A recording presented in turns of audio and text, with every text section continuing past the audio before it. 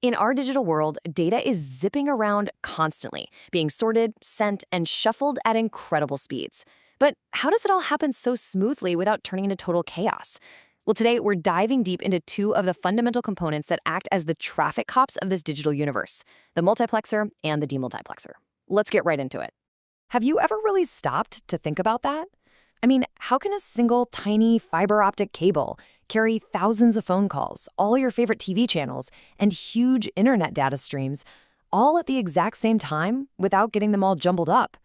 The answer, when you boil it all down, lies with these two really elegant circuits we're talking about today. So here's our game plan.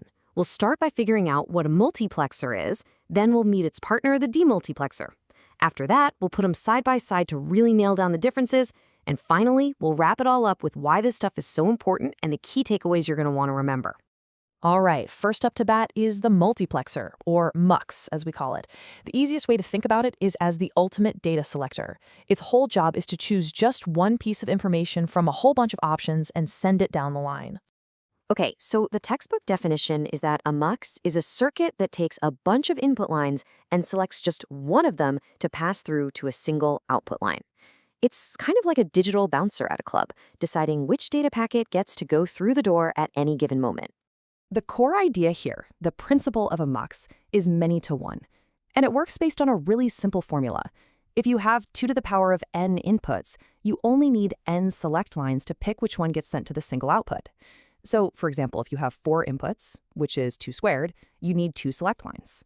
If you have 8 inputs, well, that's 2 to the power of 3, so you need 3 select lines. See how that works? Let's see this in action with a truth table for a 4-to-1 MUX. You see those S columns, S1 and S0? Those are our select lines.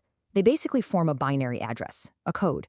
So if S1 and S0 are both 0, the MUX picks the first input, I0. If the code is 0-1, it selects I1, 1-0 grabs I2, and 1-1 selects I3. These select lines are the real brains of the operation, acting like a switch to choose exactly which data stream gets to go through. It's all governed by some simple logic behind the scenes.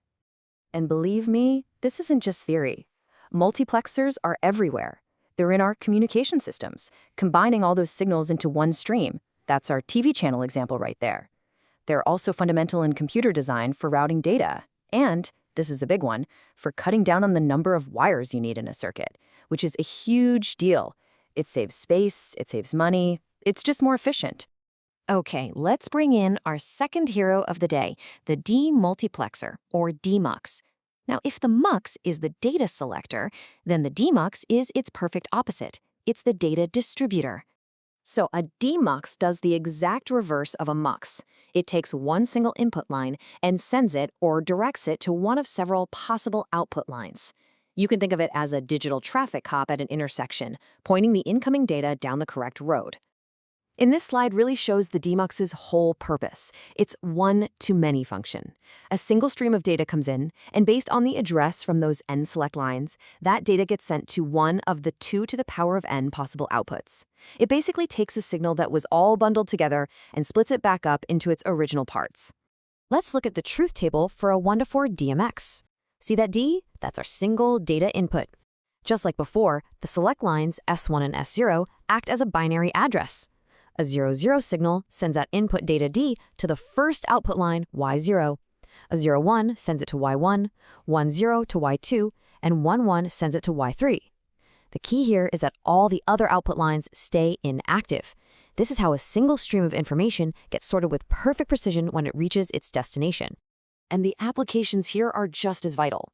In our communication systems, a DEMUX is waiting at the receiving end, ready to separate all those TV channels or phone calls. But a huge application is in computer memory, where it's used for something called address decoding. Basically, selecting the exact memory chip or the exact location on that chip to write data to. Super important stuff. Okay, now that we've met both of them, let's put them head to head. This is the best way to really lock in the concepts and see how they're different, yet perfectly complementary. This table really says it all, doesn't it? The MUX is a data selector. It takes many inputs and funnels them down to one output. The DEMUX is a data distributor. It takes one input and sends it out to one of many outputs. They are perfect mirror images of each other, like two sides of the same coin, and they work together to manage the flow of data efficiently. So, what's the big picture here? Why does all of this matter, especially if you're studying for an exam? Let's boil it all down to the absolute must-know points. If you only remember a few things from today, make it these.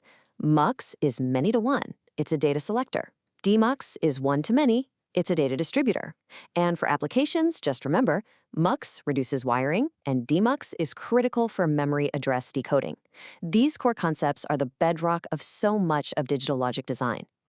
And that's really what it all comes down to. Every single time you make a phone call or stream a video, or just browse the internet, you are relying on countless multiplexers and demultiplexers working together in perfect harmony. They're these simple, elegant little circuits that are truly the invisible traffic cops, making our complex, data-driven world not just work, but fly. Pretty amazing, right?